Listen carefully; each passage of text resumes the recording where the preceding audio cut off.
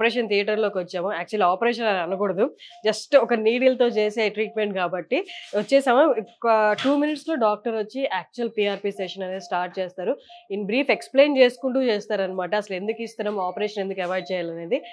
So డాక్టర్కి వచ్చేసరికి ready చేసి పెట్టారనమాట ఎవరైతే అండర్గో అవుతున్నారో పిఆర్పి సెషన్ని. సో ఇది సెటప్ ఇలా ఉంటుంది అనమాట.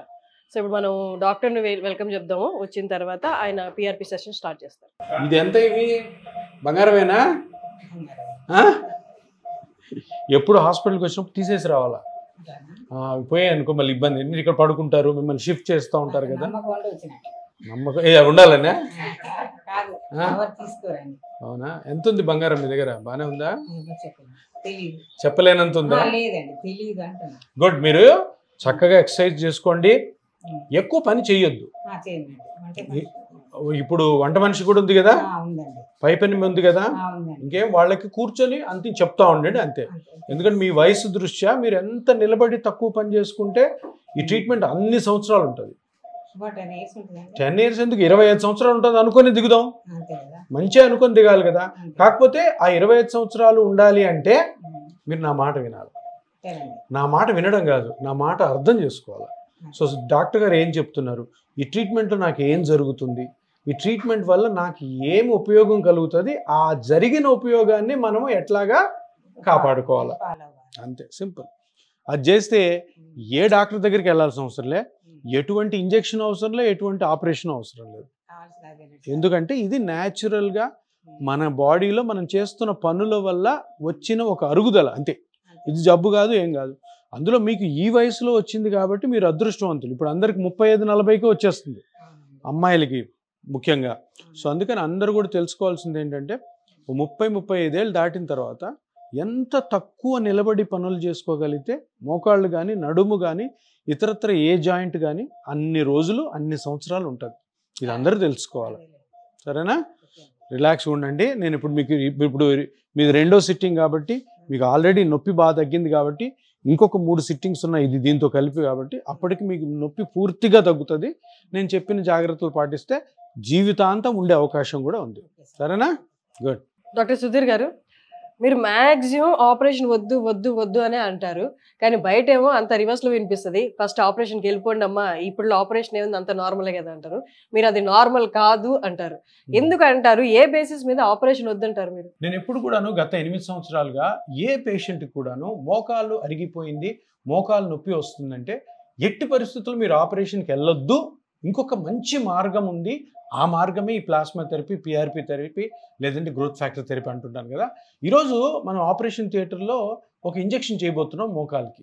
ఈ మోకాలులో మనం ఏ మిషన్లతో అయితే మోకాలు అరిగింది ఆ మిషన్లతోనే మనము చూసి దీనికి ఆపరేషన్ అవసరం లేదు, ఈ చిన్న ఇంజెక్షన్తోనే మనము బయట పడవచ్చు అని మీకు లైవ్గా ఇప్పుడు చూపిస్తాను. మీరు ఇప్పుడు అక్కడ ఆ మిషన్లో ఈ పేషెంట్ యొక్క ఎక్స్రే చూడండి ఎలా ఉందో, నేను అక్కడ చెప్తాను రండి. ఇప్పుడు చూడండి ఈ మిషన్లో, దీన్ని ఫ్లోరోస్కోపీ మిషన్ అంటాం. ఈ ఫ్లోరోస్కోపీ మిషన్లో ఏం కనపడుతుంది? ఇది మోకాలు జాయింట్. ఇది అర్థమైందా? ఈ మోకాలు జాయింట్లో మామూలుగా ఆపరేషన్లు ఏం చేస్తారు, ఇక్కడ నుంచి ఇదంతా కూడా తీసేస్తారు. ఇది చూడండి ఎంత భాగం తీసేస్తున్నారు. ఇది మొత్తం తీసేసి ఈ పైన మెటల్ పెడతారు, కింద మెటల్ పెట్టి ఈ బోన్కి ఈ మెటల్కి మధ్యలో సిమెంట్ వేసి అతికిస్తారు. అర్థమైందా? ఈ మెటల్కి ఈ బోన్కి మధ్యలో సిమెంట్ వేసి అతికిస్తారు. కానీ ఇప్పుడు మీరు చూడండి, ఈ బోన్ తీసేయాల్సిన అవసరం ఉందా? నీట్గా ఉంది, చూసారా? ఏమీ లేదు, నీట్గా ఉంది, ఏ విధమైనటువంటి డిస్టర్బెన్స్ లేదు. ఈ బోన్ చూడండి, ఈ బోన్ కూడా ఏ విధమైన డిస్టర్బెన్స్ లేదు. డిస్టర్బెన్స్ ఎక్కడ కనపడుతుంది? మీరే చెప్తున్నారు, ఈ ఏరియాలో కనపడుతుంది. ఏం డిస్టర్బెన్స్ కనపడుతుంది? ఈ 2 ఎముకల మధ్యలో ఇక్కడ స్పేస్ తక్కువ ఉంది. ఈ పక్క చూడండి స్పేస్ ఎక్కువ ఉంది, ఈ పక్క చూసారా తక్కువ ఉంది. అంటే ఇక్కడ ఉండాల్సిన స్థలము కంటే ఆ స్పేస్ తగ్గడం వల్ల ఈ 2 ఎముకలు ఈ పార్ట్లోనే రబ్ అవుతున్నాయి. ఇప్పుడు ఇట్లా ఉంటుంది బోను, ఓకే, 2 ఎముకల మధ్యలో గ్యాప్ ఉంది అనుకోండి, ఫ్రీ మూమెంట్ ఉంటుంది. ఇక్కడ ఏమవుతుంది, మొత్తం అతుక్కోలేదు, ఒక్క దగ్గరే అతుక్కుంది, ఒకే దగ్గర, ఇంకా అతుక్కొని కూడా అతుక్కోలేదు, దగ్గరకు వచ్చి రాసుకోవడానికి ప్రయత్నం చేస్తుంది, అది ఇక్కడ మట్టుకే ఉంది. అంటే దీని అర్థం ఏంటంటే మొత్తం మోకాలులో ఇంత చిన్న పార్ట్లో ప్రాబ్లం ఉంటే ఇదంతా ఎందుకు తీయాలి? పర్ఫెక్ట్. ఎందుకు తీయాలి? Simple logic. అంటే ఇంతకు ముందు ఒక 5-6 సంవత్సరాల క్రితం వరకు ఈ ప్రాబ్లం ఈ ఈ ఈ సర్జరీ ఉంది. కానీ ఇప్పుడు అంటే ట్రీట్మెంట్స్ మారుతూ ఉంటాయి కదా. మారుతూ ఉన్నప్పుడు వచ్చిన ట్రీట్మెంటే ఈ ప్లాస్మా థెరపీ. ఈ ప్లాస్మా థెరపీ ఏం చెప్తుంది? ఇది బాగుంది, ఇది బాగుంది, ఇది బాగుంది, ఇక్కడ బాగుంది, ఇక్కడ బాగుంది, ఇక్కడ బాగుంది, ఇక్కడ బాగుంది. దీని మీద మజిల్స్ ఉంటాయి, అవి బాగున్నాయి. ఈ సైడ్లో లిగమెంట్స్ ఉన్నాయి, అవి బాగున్నాయి. ఇంకొకటి మెనిస్కస్ అని ఉంటుంది మధ్యలో, అది బాగుంది. ఇవన్నీ బాగున్నప్పుడు ఇది ఎందుకు తీయాలి? సరే, స్కానింగ్ చేసి కనుక్కొని ఈ రెండు ఎముకలు దగ్గర రావడానికి గల కారణాన్ని కనుక్కొని ఆ కారణాన్ని కరెక్ట్ చేసుకుంటే సరిపోద్ది కదా. ఏది ముట్టుకోవాల్సిన అవసరం లే. ఇప్పుడు పొలంలో కలుపు ఉంటుంది, కలుపు ఉన్నప్పుడు కలుపు బీక్తామా, మొత్తం పొలం అంతా బీకేస్తామా? ఇది కూడా అంతే. ఈ రెండు ఎముకలు దగ్గరికి రావడానికి గల కారణము ఈ రెండు ఎముకల మధ్యలో గుజ్జు అరగడము. ఇది అందరికీ తెలుసు. గుజ్జు అరిగిందని ఇదంతా తీయడం అనవసరము అని ఎప్పుడో 34 సంవత్సరాల క్రితమే సైంటిస్టులు చెప్పారు. గవర్నమెంట్ కూడా ఈ ప్లాస్మా థెరపీ చేసుకోండి అని ఒప్పుకుంది. దాన్ని ఎవరు బయటికి తీసుకురాలే. 6-7 సంవత్సరాల నుంచి నేను దాన్ని బయటికి తీసుకొచ్చిన తర్వాత ఈ మోకాలు మొత్తం తీసుకునే అవసరము మనకి లేదు. సో ఇక్కడ మీ రక్తంలో తీసిన కణాలని కానీ ఇక్కడ కరెక్ట్గా వేసామనుకో, ఇప్పుడు ఇక్కడ వేసామనుకో వేస్ట్. కొంతమంది పిఆర్పి చేస్తుంటే నాకు తగ్గలేదు, ఫెయిల్ అయింది అంటుంటారు. ఎందుకు తెలుసా? దాన్ని తీసుకొచ్చి ఇక్కడ వేస్తారు. ఇక్కడ ఆల్రెడీ ఉంది గుజ్జు ప్రాబ్లమే లేదు, ఇక్కడ తీసుకొచ్చేస్తే వేస్ట్. సో అది ఏమొద్ది, పేషెంట్కి నమ్మకం ఉండదు, చేసిన డాక్టర్ కూడా పిఆర్పి పనిచేయదురు అంటారు. అందుకని ఇక్కడ కరెక్ట్గా వేయడం వల్ల, ఎక్కడైతే గుజ్జు ఎంత అయితే అరిగిందో కనుక్కొని అక్కడ వేయడం వల్ల ఇక్కడ గుజ్జు పెరిగి కంప్లీట్గా పేషెంట్ రికవర్ అవుతారు. సో ఇది అందుకనే నేను గత 8 సంవత్సరాలుగా చెప్పేది ఒకటే మాట, మీకు ఆపరేషన్ లేకుండా బయటపడే చిన్న ఇంజెక్షన్ మార్గం ఒకటి వచ్చింది. అందరు దాన్ని నమ్మండి, కానీ కరెక్ట్ అయిన డాక్టర్ దగ్గర చేసుకోండి. కరెక్ట్ అయిన ఇన్స్టిట్యూట్లోనే, ఎక్కడైతే ఆపరేషన్స్ జరగవో, ఏ హాస్పిటల్లో అయితే ఆపరేషన్స్ జరగకుండా ఈ పిఆర్పి పద్ధతి ద్వారా నిష్ణాతులైన, అంటే బాగా ఎక్స్పీరియన్స్ ఉన్న డాక్టర్స్ దగ్గర చేసుకోవడం ద్వారా పిఆర్పితో మీరు 100% నొప్పి లేకుండా బయటపడతారు. సూపర్. చిన్న ఇంజెక్షను లేదు, నేను వచ్చానంటే నొప్పి ఉండదు అంతే. ఇంకా చూడండి, ఇప్పుడు చిన్న లోకల్ అనస్థిషియా ఇస్తున్నాను. అంటే ఈవిడికి నేను ఇంజెక్షన్ చేస్తున్నప్పుడు పిఆర్పి నొప్పి లేకుండా ఉండేదానికి ఇది చిన్న మొద్దుబార్చే ఇంజెక్షను. లేదమ్మా స్వరాజ్యమ్మ, ఇది చిన్న ఇంజెక్షను, దీని తర్వాత మీకు నొప్పే ఉండదు. అంతే అంతే, కొద్దిగా చీమ కుట్టినట్టు ఉంటుంది అంతే అంతే. ఎంత మీ వయసు ఇప్పుడు? మీ వయసు ఎంతమ్మా? 75. సూపర్. 100 కొడతారు మీరు, 100 కొట్టాలి అంతే. లేదు, మీరు 100 కొట్టాల్సిందే, 100 కొడతారు మీరు అంతే. షూట్. ఇప్పుడు ఎడం కాలు అయిపోయింది, కుడి కాలుకి కూడా నొప్పి లేకుండా ఉండేదానికి ఒక ఇంజెక్షన్ చేస్తున్నాను. Shoot shoot shoot. చూడండి, చిన్న సూదమ్మా, కొద్దిగా బాగా సెన్సిటివ్ ఉన్నారు మీరు. ఏం కాదు ఏం కాదు. Very good. ఇది లోకల్ అనస్థీషియా, మొద్దుబార్చే ఇంజెక్షను. దీని తర్వాత వేసే చిన్న ఇంజెక్షన్ కూడా నొప్పి లేకుండా ఉండాలన్నదే నా ఉద్దేశం. ఎందుకంటే మీరు ఆల్రెడీ ఒక 10 సంవత్సరాల నుంచి నొప్పితో బాధపడుతున్నారు కాబట్టి నేను చేసే ప్రొసీజర్లో కూడా మీకు ఏమాత్రం నొప్పి లేకుండా చేయడం అన్నదే నా ఉద్దేశం. అందుకనే మీకు ఫస్ట్ మత్తిచ్చి ఎటువంటి ఇంజెక్షన్ పెయిన్ లేకుండా, ఎటువంటి ఈ ఇంజెక్షన్ చేసుకోవడంలో మీకు భయం లేకుండా ఉండేదానికి ఈ ప్రయత్నం. ఏమా? Very good. ఇప్పుడు ఏం నొప్పి ఉండదు మీకు. సో ఇప్పుడు ఇది ఈ నీడిల్ని మనము గుజ్జు ఎక్కడైతే అరిగిందో అక్కడికి తీసుకెళ్ళి దాని తర్వాత ఆ ఏరియాని ఈ మిషన్లో కనుక్కొని అక్కడ మనము plasma therapy or PRP or growth factor థెరపీని ఆవిడ బ్లడ్లోంచి తీసిన కణాలని వదులుతాం అనమాట. ఇప్పుడు ఈ నీడిల్ ఇక్కడ పెడుతున్నాను. ఆల్రెడీ మత్తి ఇచ్చాము చూడండి, అందుకు ఏముండదు, మొద్దుబారి ఉంటుంది. లేదు, ఇప్పుడుందా? లేదు కదా, లేదు కదా. చూడండి, ఏం లేదు, ఏముండదు, అయిపోయా.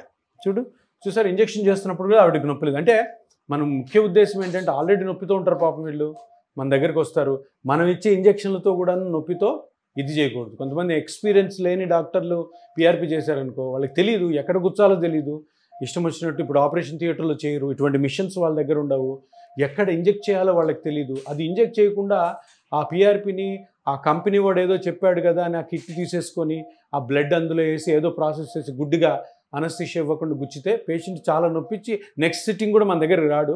దాంతో ఆ పిఆర్పి కూడా ఎక్కడంటే అక్కడ వేయడం వల్ల ఏమాత్రం ఉపయోగం ఉండదు. కొంతమంది స్టెరైల్ కండిషన్స్లో ఆపరేషన్ థియేటర్లో చేయకుండా చేయడం వల్ల కొంతమందిలో అసలు ఇన్ఫెక్షన్ రాని ఈ ప్రొసీజర్లో కూడా ఇన్ఫెక్షన్లు వచ్చే అవకాశం ఉంటుంది. సో అందుకని చాలా జాగ్రత్తగా చేయాలి. దీని మీద ఫుల్ అవగాహన ఉన్న డాక్టర్ల దగ్గరే మీరు పిఆర్పి చేయించుకోమని నా మనవి. తప్పకుండా ఇది మీరు ఫాలో అవ్వండి.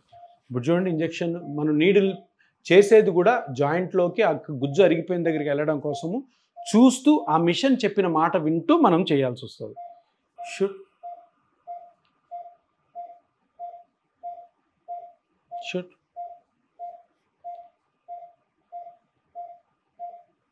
ఇప్పుడు జాయింట్లోకి వెళ్ళిపోయాం. షుట్. సో జాయింట్లోకి వెళ్ళాము, అక్కడే గుజ్జు ఉంటుంది, అక్కడే గుజ్జు అరిగింది కదా చూడండి.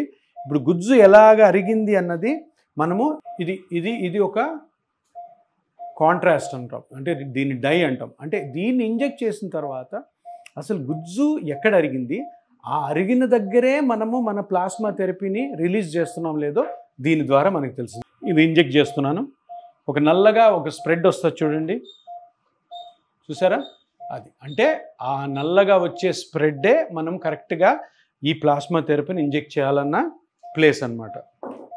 ఇప్పుడు మన ఈ పేషెంట్ దగ్గర తీసుకున్న బ్లడ్లో మనం అంతా ప్రాసెస్ చేసిన తర్వాత నల్లగా ఉన్నదంతా ఆర్బీసీ అంటారు కదా, పైన ఉన్నది ప్లాస్మా, ఈ మధ్యలో ఉన్నది మన పిఆర్పి అనమాట, platelet rich plasma are growth factor are plasma therapy.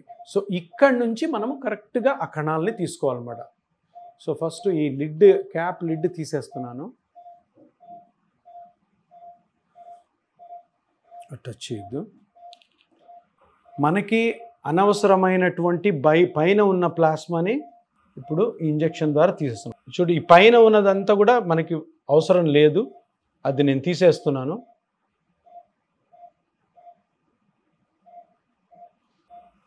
So ఇదంతా అనవసరమైన ప్లాస్మా అనమాట. ఆ మిగిలిందేమో మనకి పిఆర్పి, అది మనము ఇప్పుడు తీసుకోవాలి.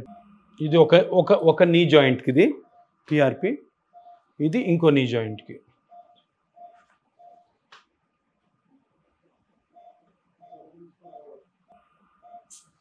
ఇది ఇంకొక నీలోకి పిఆర్పి, అంటే రెండు తీసుకున్నాం మనము.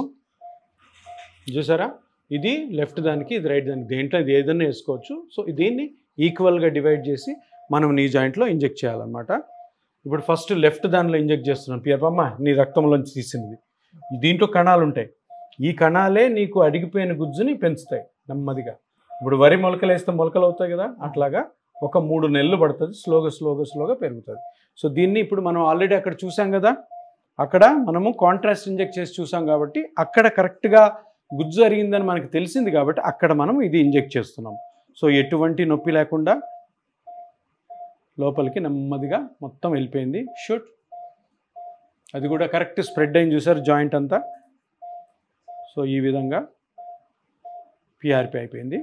సో సూది అయిపోయింది. ఎటువంటి చీమ కుట్టినట్టు కూడా మన స్వరాజ్యం గారికి లేదు. దీన్ని నెమ్మదిగా తీసేస్తున్నాం, అయిపోయింది. సో ఒక నీ జాయింట్ అయిపోయింది. ఇప్పుడు కుడిది. ఏం నొప్పి ఉండదులేమ్మా నీకు, నువ్వు ఏం టెన్షన్ పడద్దు, ఏం నొప్పి ఉండదు, ఎందుకు మత్తి ఇచ్చేసాం కాబట్టి. షూట్.